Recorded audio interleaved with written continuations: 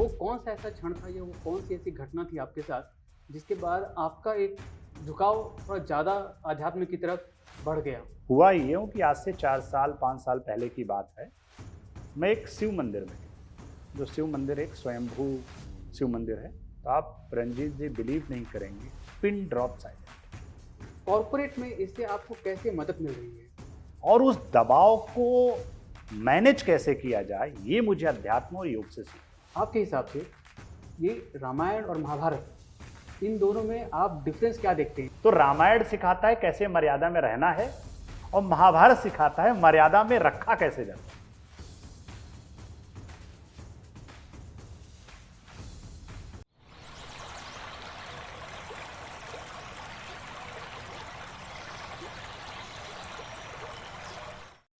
नमस्कार, स्वागत है आपका हमारे नए पॉडकास्ट आध्यात्मिकता और कॉर्पोरेट में। आज के व्यस्त और प्रतिस्पर्धी कार्यस्थल में हम सभी कई चुनौतियों का सामना करते हैं। रोजमर्रा के तनाव, समय की कमी, लक्ष्यों का दबाव और व्यक्तिगत व पेशेवर जीवन के बीच संतुलन बनाने की कठिनाइयाँ, ये सभी हमें थका देती हैं और हमें अंदर से खाली महसूस कराती हैं। क्या आपने कभी सोचा है कि इन सभी चुनौतियों के बावजूद हम कैसे अपने भीतर शांति और संतुलन पा सकते हैं? कैसे हम अपने पेशेवर जीवन में न केवल सफलता प्राप्त कर सकते हैं, बल्कि आंतरिक सुख और संतोष भी महसूस कर सकते हैं? इन्हीं सवालों के जवाब देने के लिए हम लेकर आए हैं आध्यात्मिकता और कॉर्पोरेट पॉडकास्ट। इस पॉडकास्ट में हम उन तरीकों और सिद्धांतों पर चर्चा करेंगे जिनसे आध्यात्मिकता को अपनाकर हम अपने वर्क प्लेस को एक पॉजिटिव और प्रोडक्टिव जगह बना सकते हैं।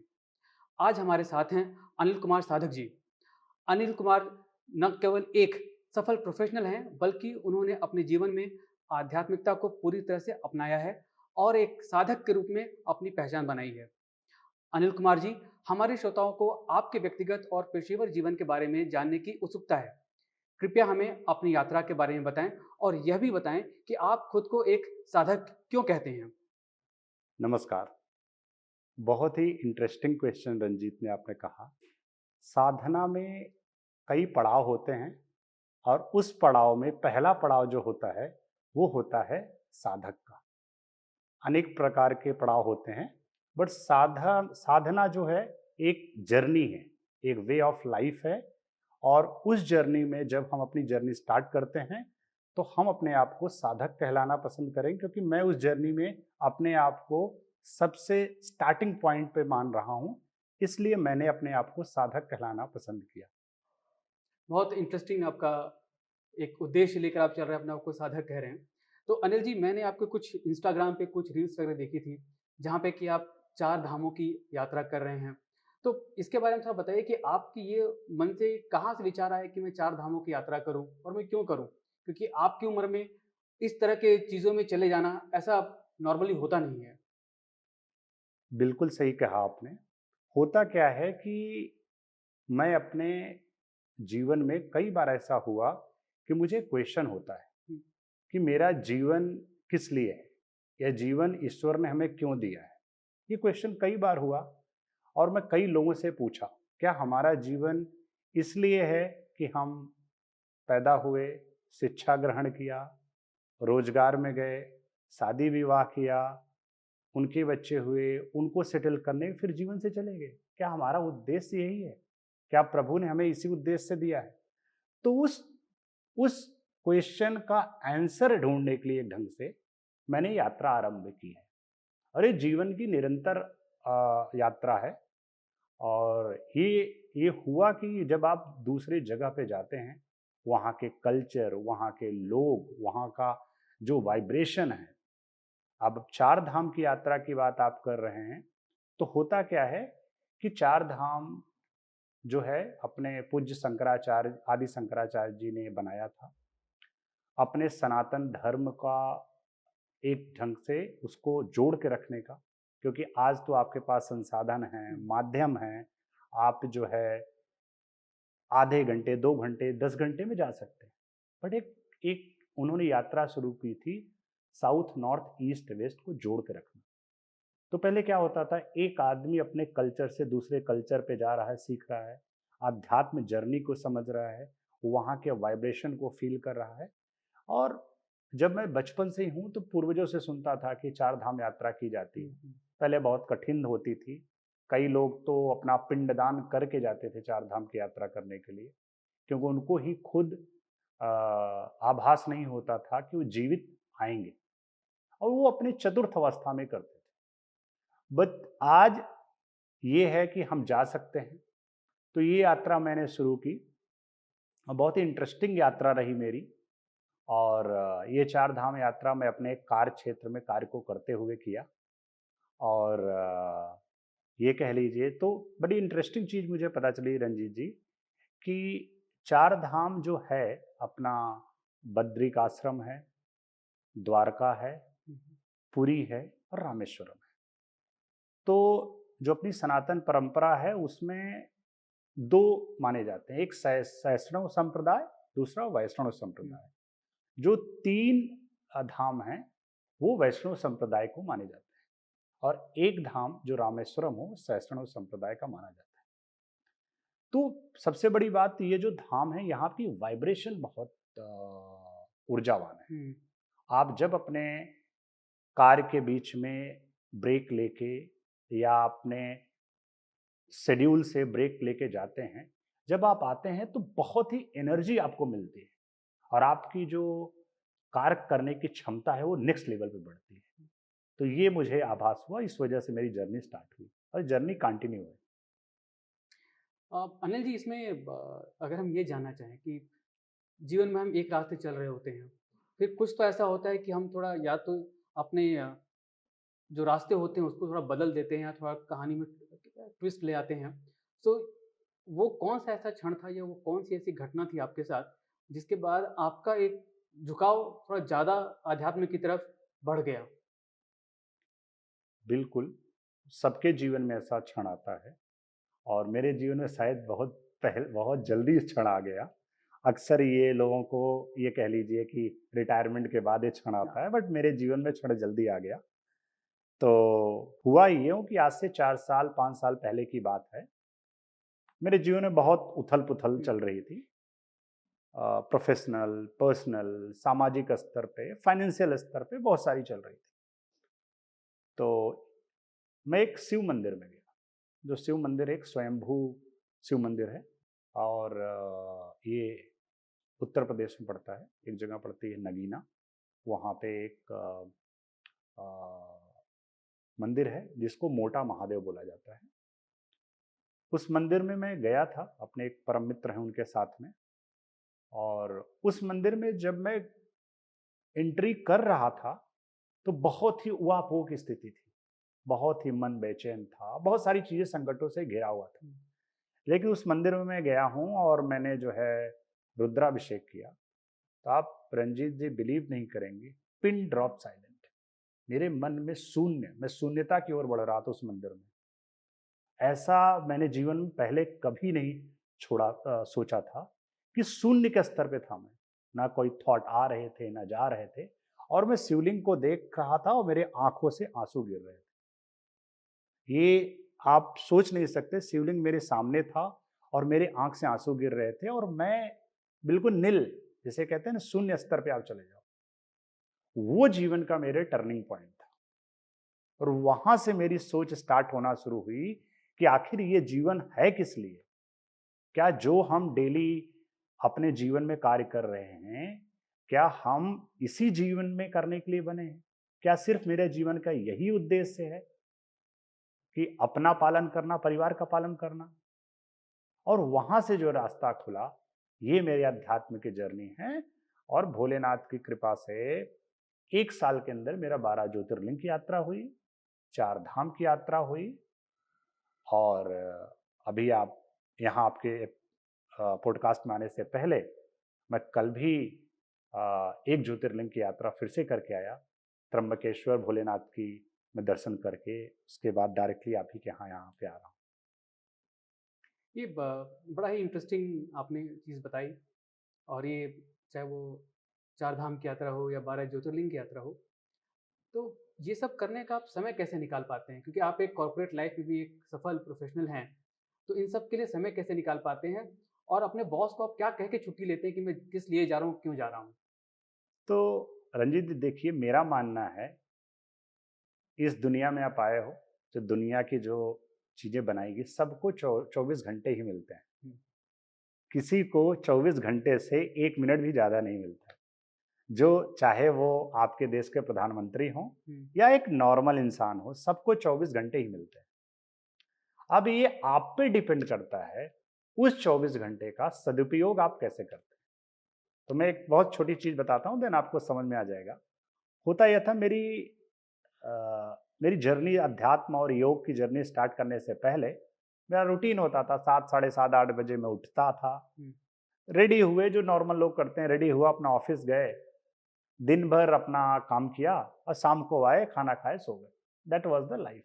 तब भी 24 घंटे मेरे पास थे। हम्म, और आज मेरी जर्नी स्टार्ट होती है सुबह के 4, साढ़े 4 बजे ब्रह्म मुहूर्त से। हम्म, मैं उठता हूँ, अपना नित्य क्रिया के पश्चात मैं ध्यान अध्यात्म की ओर करता हूँ। हम्म, अपने कर्म कांड करने के बाद तब मैं मेडिटेशन योगा करता हूँ। हम्म, उसके बाद मैं घर निकलने से पहले ही मेरा टू डू लिस्ट तैयार रहता है हम्म, कि आज मुझे ऑफिस में क्या क्या एक्शन लेना है, आज मुझे अपने टीम को क्या वर्क डिस्ट्रीब्यूशन करना है, क्या मेरा क्या क्या आज इंपॉर्टेंट टास्क है।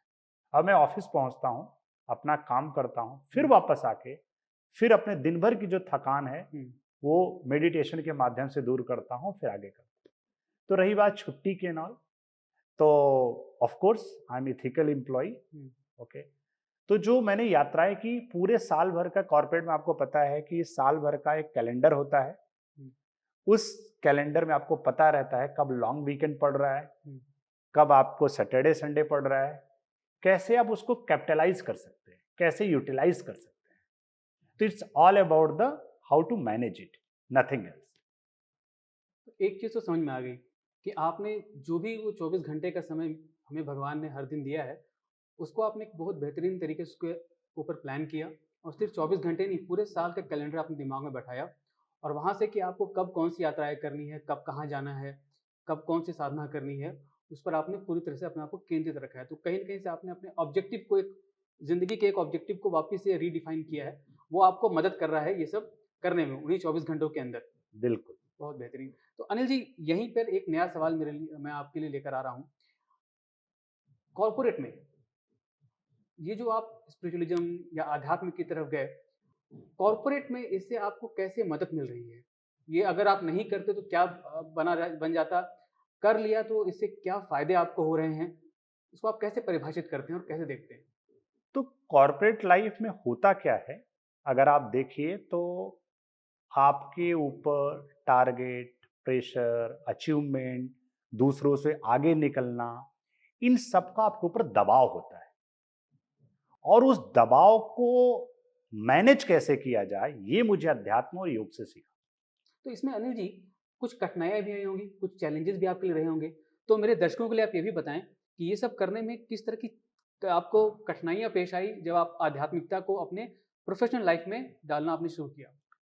बिल्कुल, होता क्या है, जब आप, जैसा आपने शुरुआत में कहा कि ये सब आपके रिटायरमेंट की बात के लोग सोचते हैं। हुँ, लेकिन मेरा मानना है कि अध्यात्म एक ऐसी शक्ति है कि जो बच्चे, बूढ़े, जवान, सबको अध्यात्मिक में जाना चाहिए। जो भी आप, जिस भी आप रिलीजन या हुँ, उसको बिलीव करते हो, जब आप अध्यात्म के मार्ग पे जाते हैं तो होता क्या है कि आपका पाथ आपको क्लियर दिखता है, आपको चीजें, आपको क्लियर डायरेक्शन मिलती है।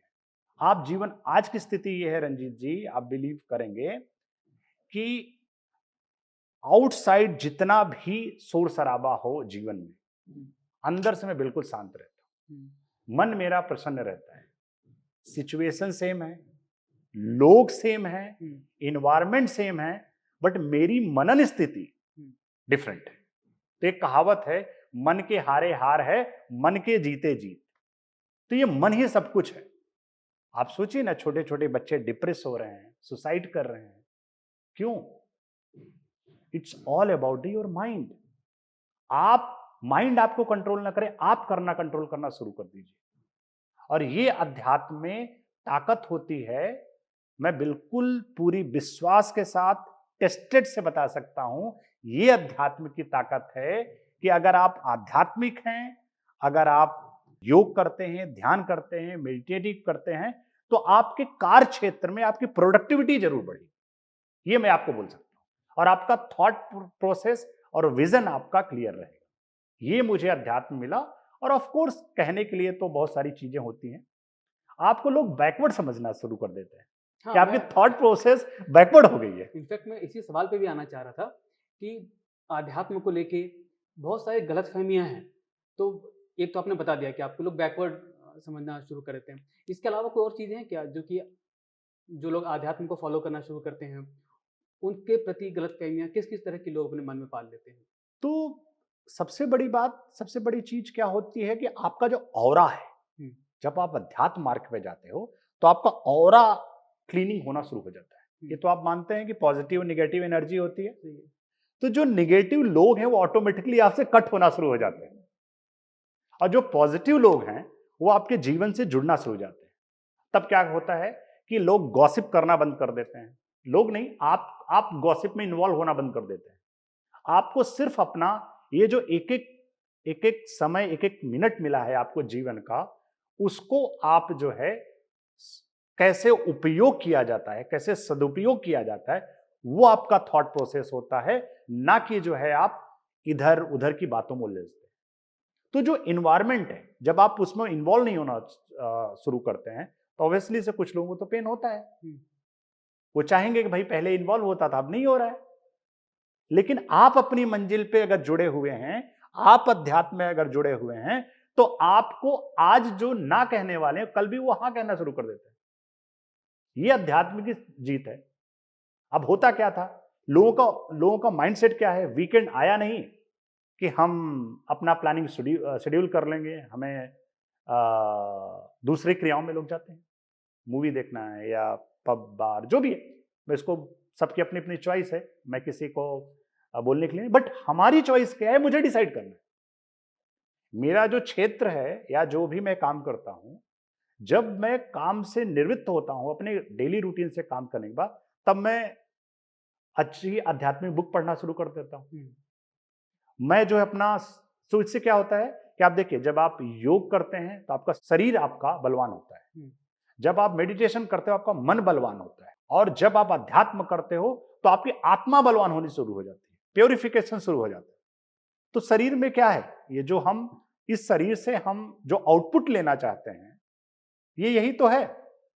अगर हम जिस दिन तन मन अपना प्योरीफाइड करके अच्छे कार्यों की तरफ लगा देते हैं, तो हम अपने जीवन को उच्चतम शिखर की ओर बढ़ना शुरू कर देते हैं। यही तो है अध्यात्म।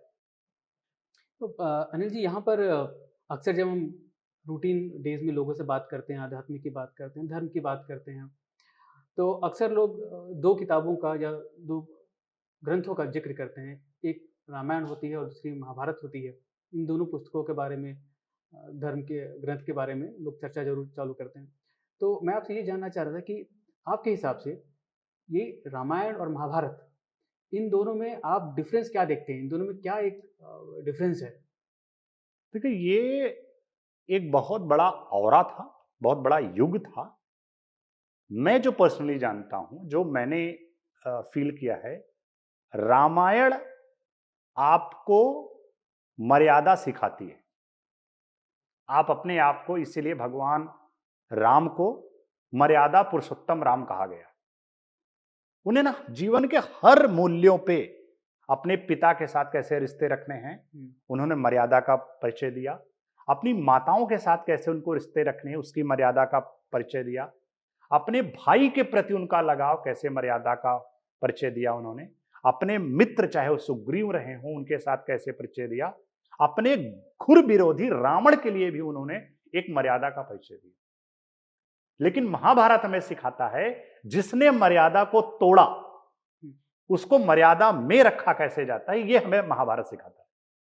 तो रामायण सिखाता है कैसे मर्यादा में रहना है, और महाभारत सिखाता है मर्यादा में रखा कैसे जाता है। ये डिफरेंस है। नेक्स्ट लेवल की बात महाभारत करता है। महाभारत बिल्कुल आपके जीवन में, अगर आप कुछ नहीं करते हैं, अगर आप इस जीवन को समझना चाहते हैं, तो आपको महाभारत जरूर पढ़ना चाहिए। और जब आप रामायण और महाभारत का, यही तो अध्यात्म की अपनी शक्ति है। हम्म, जब आप पढ़ना शुरू करते हो तो जिस भी फील्ड में हो हम्म, उससे आप को रिलेट कर सकते हो, हम्म, उसको आप अपने आप पे जोड़ सकते हो कि ये रामायण है, कि ये हमें सिखा रहा है, ये महाभारत सिखा रहा है। कंस को सिखाया कैसे मर्यादा में रखा जाता है, सही। दुर्योधन को सिखाया कैसे मर्यादा में रखा जाता है। तो इसमें अनिल जी, जब हम बात करते हैं तो महाभारत की वो कौन से घटनाएं हैं या वो कौन से किरदार हैं जिसके जिनसे हम बहुत कुछ सीख सकते हैं आज के कॉर्पोरेट लाइफ में, हम उनको देखकर समझकर हम उनको अपने कॉर्पोरेट लाइफ में उसको इम्प्लीमेंट कर सकते हैं। ऐसे कुछ किरदार, कुछ कहानियां जो महाभारत से हैं, जिसके बारे में आप चर्चा करना चाहेंगे और हमारे श्रोताओं को बताना चाहेंगे। तो वैसे तो महाभारत में कई सारे कैरेक्टर हैं, बट ऑब्वियसली सी भगवान कृष्ण का मुझे, और अर्जुन का किरदार और कर्ण का किरदार, ये तीन किरदार मुझे बहुत ही अपने आप में बहुत ही प्रभावित करते हैं। जैसे अगर आप देखिए तो आप कॉर्पोरेट में फर्स्ट थिंग ये कहलाती है, अगर आपको जीवन में सफल बनना है, किसी कंपनी को आगे लेके जाना है, किसी कॉर्पोरेट को आगे लेके जाना, you should choose your wise leader. ठीक है, भगवान श्री कृष्ण, आपकी ये घटना शायद आपको याद है, एक दिन आराम कर रहे थे, और ये महाभारत युद्ध शुरू होने से पहले की बात है। दुर्योधन और अर्जुन,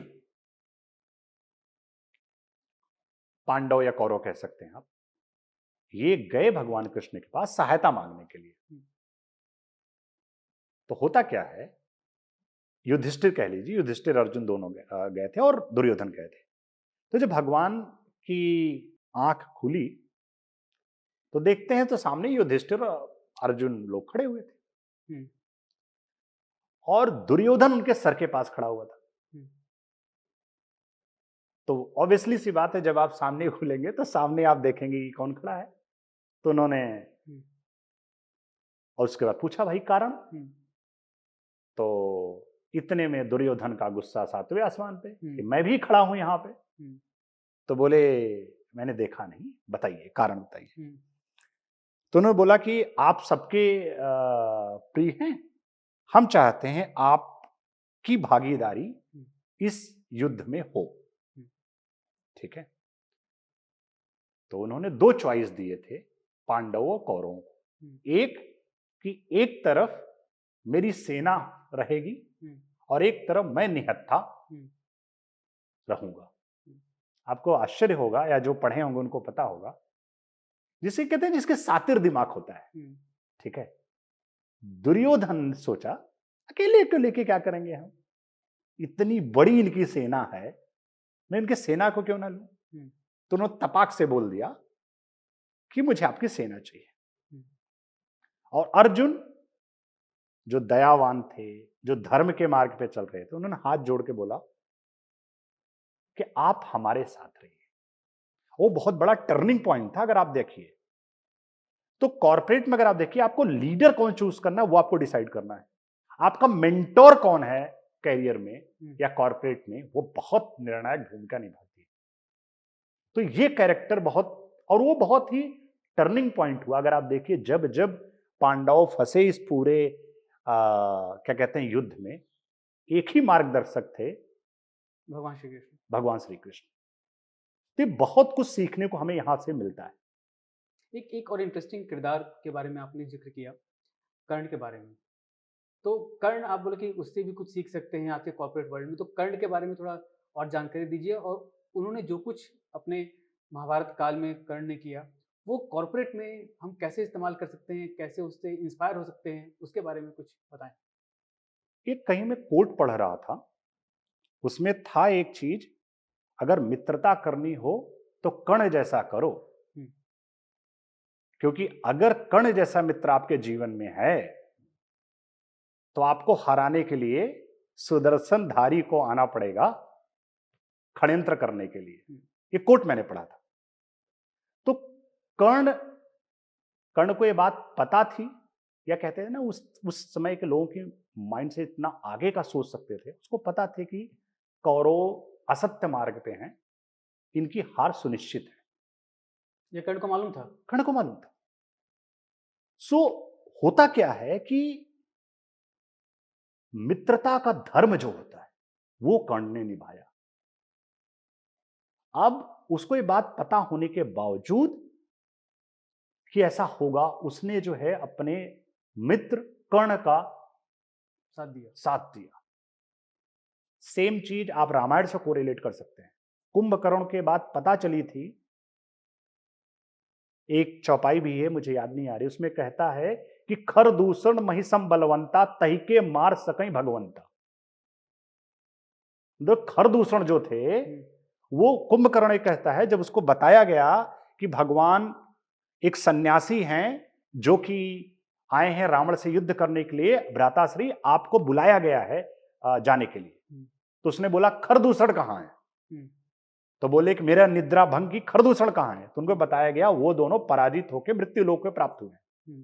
तो उसने ये बात बोली, गोस्वामी तुलसीदास ने बहुत अच्छी बात लिखी है कि खरदूषण महिसम बलवंता तही के मार सके भगवंता। और कुंभकर्ण को उसी दिन आभास हो गया था कि स्वयं नारायण इस पृथ्वी पे आए हैं जो कि रावण से युद्ध करने वाले हैं। तब भी उसने जो अधर्म का मार्ग है वो रावण को समझाया गया था कि अधर्म का मार्ग है, अब भी धर्म का मार्ग अपना लो और संधि कर लो। तो वापस आते हैं कर्ण के रूप में। कर्ण को यह बात, और कर्ण बहुत बड़ा दानी था। जिस एक चीज कही जाती है ना, कमिटमेंट। अगर आप कमिटमेंट है किसी के लिए, अगर आप कमिटमेंट कर किया है आपने किसी के लिए, तो उसके प्रति कैसे वफादार रहना है, आपकी इथिक्स, आपकी वैल्यूज कैसे स्ट्रांग होनी चाहिए, वो वहां पे आप सीख सकते हो। जो कि आज की कलयुग में ये चीजें मिसिंग है। आज के टाइम पे आपको ऐसा मित्र मिलना बहुत मुश्किल है कि जो जानते हुए भी डिफीट होना है उसके बाद भी वो आपका साथ दे। तो ये चीजें, आपके मित्रता, आपके साथ में कौन है, कौन से आपको लीडर चुनने, कैसा आपका विजनरी लीडर होना चाहिए, कौन कब आपका साथ देगा, how to select your people, team, ये बहुत इंपॉर्टेंट है। ये हमें सीख सकते हैं हम महाभारत से। अनिल जी, एक और किरदार है महाभारत में जिससे कि मैं कई बार अपने आप को जोड़ पाता हूँ, और वो किरदार बड़ा इंटरेस्टिंग किरदार है, अभिमन्यु का किरदार। बहुत बाल्यावस्था को में, बहुत छोटी उम्र में उन्होंने महाभारत जैसे युद्ध में अपने आप को झोंक दिया, अपने परिवार के लिए, अपने समाज के लिए। तो उस किरदार के बारे में आपके क्या विचार हैं और उस किरदार से हमें क्या सीखना चाहिए? दो तीन चीजें हैं रंजीत जी।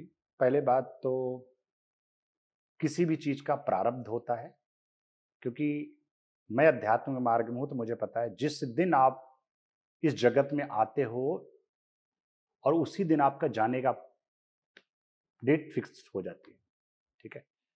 तो जो आया है वो जाएगा। दूसरी चीज है कि बहुत आज के जीवन में सीखने की बहुत बड़ी चीज है जो हम मिस कर गए हैं। एक चीज होता है गर्भ संस्कार, जो बहुत सारे लोग अभी भी मानते हैं। तो गर्भ संस्कार, ये सबको स्टोरी पता है कि अभिमन्यु जब अपनी माँ के गर्भ में थे तो ये इसका बारे में उनको पूरी नॉलेज मिली, चक्रव्यूह के बारे में, चक्रव्यूह के बारे में भी। और कहते हैं कि जब चक्रव्यूह को तोड़ा कैसे जाता है उस समय जो है उनकी माता सो गई थी, नींद आ गई, ठीक है। तो ये रीजन रहा, ठीक है। तो इस वजह से उनका एक जो कहते हैं कि इंड गोल जो बोला जाता है हम लोगों का, हमें अपना एक स्टार्ट और एंड दोनों पता होना चाहिए। तो as a person, as a human life में हमें सोचना चाहिए कि हम किसी भी चीज को अधूरा ज्ञान ना लें, पूरा ज्ञान लें, पूरी चीजों को समझें और तब करें। बट कई बार ऐसे सिचुएशन होती है लाइफ में कि आपके पास ऑप्शंस नहीं होते, और दूसरा प्रारब्ध भी रहता है ऐसा जीवन में जो कि आपको उस तरफ लेके जाता है या मोड़ता है, ठीक है। बट अभिमन्यु को उस कैरेक्टर से बहुत इंपैक्ट हुआ महाभारत, क्योंकि एक पिता के लिए अपने पुत्र को खोना, और वाह भाव बेहवल होके चीजों को जब आगे, एक बार तो अर्जुन का ऐसा समय आया था शस्त्र उन्होंने नीचे रख दिया, तब वहां पे अगेन उनके मेंटोर का रोल आता है, भगवान श्री कृष्ण का, उनको कैसे मोटिवेट करना है। अपने कर्तव्य पथ पर उनको कैसे आगे लेके जाना है, ये भगवान श्री कृष्ण ने उनको सिखाया, और वो बहुत इंटरेस्टिंग चीज है। तो अभिमन्यु का कैरेक्टर इसमें एक ऐसा कह सकते हैं कि अपने परिवार, अपने समाज, अपने राज्य के प्रति समर्पित होना और अपने भी जीवन की परवाह किए बिना आप उस सिचुएशन को कैसे मैनेज करते हैं, कैसे हैंडल करते हैं। आपने बहुत सही अभिमन्यु के बारे में बताया अनिल जी। और हम अब एक जो मेरा बहुत मुख्य प्रश्न है और जो मेरे श्रोता भी जानना चाह रहे होंगे, जो देखने वाले हैं वो भी जानना चाह रहे होंगे, कि आखिर ये जो आध्यात्मिकता या स्पिरिचुअलिज्म है, इसको कॉर्पोरेट जीवन में शामिल करने का सबसे आसान, सबसे सिंपल तरीका वो क्या हो सकता है? सबसे बड़ी चीज है, पहले मैं बेनिफिट बताता हूं। हम्म, पहली बात है, your goal will be clear. आपका गोल क्लियर है, आपका विजन क्लियर है, और आप हम्बल होने लगते हो, आपकी टीम बॉन्डिंग बढ़ने लगती है। जब आपका रिजल्ट आपको सामने दिखता, आपको मार्ग जो है, कहते हैं जो अध्यात्म मार्ग, उसका मार्ग क्लियर रहता है। आप बाहरी आडंबरों में न पड़ते हुए आप आपको गोल की तरफ आपको देखता है। जीवन का एक कॉर्पोरेट में हर कोई चाहिए, उसको विजन आपका क्लियर हो, गोल आपका क्लियर हो, आपका माइंडसेट क्लियर हो, वो आपको इससे लाभ है। अब जब आप बैलेंसिंग करना शुरू कर देते हो, जब आप बैलेंस हो, देखिए कहते हैं कि अगर आपका मन डिस्टर्ब है, अगर आपका माइंड डिस्टर्ब है, तो you can not put the 100% result in your work, obviously that hamper your work. तो आपको क्या करना है, अगर आप अध्यात्म हो गए, आध्यात्मक मार्ग पे हैं, तो आपका क्या होगा, गोल क्लियर होगा, वो मैंने आपको बता दिया। दूसरा, आप प्रोडक्टिव कैसे होना शुरू हो जाओगे, क्योंकि आपका माइंडसेट क्लियर है कि हम जीवन में चाहते क्या है। दूसरा, आपका दूसरों को देखने का नजरिया, जो निगेटिविटी है, निगेटिविटी से आप पॉजिटिविटी की तरफ बढ़ते हैं, ये दूसरा फायदा है। तीसरी चीज के आप लोगों को एज अ एचआर प्रोफेशनल मैं बोल सकता हूं, आप हर में ह्यूमन पोटेंशियल देखना शुरू कर देते कि हमारे अगर 10 लोग आपकी टीम में हैं, तो किसमें क्या पोटेंशियल है, उसको कैसे बिना भेदभाव के आप करना शुरू कर सकते हैं, बिना पार्शियलिटी के आप करना शुरू कर देते हो, क्योंकि हर हर हर आत्मा में भगवान निवास करते हैं, ये सत्य है। तो हमारे लिए तो कोई एनिमी बचा ही नहीं फिर। और जब हम पॉजिटिव माइंडसेट से हैं, तो मेरे लिए चाहे किसी डिपार्टमेंटल हो या कोई दूसरी टीम हो, हम सबके प्रति पॉजिटिव रहते हैं, और पॉजिटिव एनवायरनमेंट में काम करने के बाद तो रिजल्ट ऑटोमेटिकली आपका अच्छा आएगा। तो इंड गोल तो वही हुआ जी। दोस्तों, आपने सुना आध्यात्मिकता और कॉर्पोरेट जीवन का पहला एपिसोड। हमें पूरी उम्मीद है कि अनिल जी के साथ आज की बातचीत से आपको बहुत कुछ जानने को मिला होगा, आपको नई दृष्टि मिली होगी। अनिल जी ने जिस तरह से अपने अनुभवों और महाभारत से सीखे पाठों को हमारे साथ साझा किया, वह निसंदेह हमें जीवन में नई प्रेरणा देता है, आध्यात्मिकता को अपनाने की प्रेरणा देता है और हमें लगातार मजबूत रहने की प्रेरणा देता है। हमें उम्मीद है कि आप इस यात्रा में हमारे साथ रहेंगे और हर चीज़ को अपनाएंगे। आने वाले एपिसोड में हम रामायण के बारे में बात करेंगे और ये भी जानेंगे कि वो आज हमारे लिए प्रासंगिक कैसे है। तो हमारे साथ आप बने रहिए।